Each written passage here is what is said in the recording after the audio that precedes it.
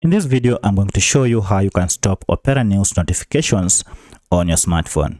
As you can see, if I swipe my screen down, you can see I have a lot of Opera News notifications, and I don't like these notifications because they are annoying and they're just too many. Now, if I swipe these notifications and remove them from the screen, new ones will just pop up and the cycle will continue.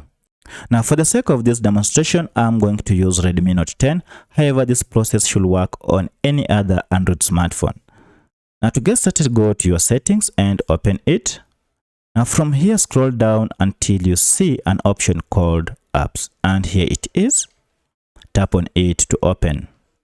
Now, from here, look for Manage Apps. Now, this will open all the apps that you have on your smartphone. Scroll down and look for Opera News.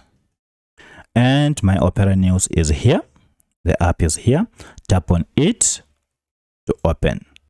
Now here we have the app information, and we are more so interested in notifications. As you can see, notifications is turned on. That's why it is yes here. So what we need to do is to tap on it to open.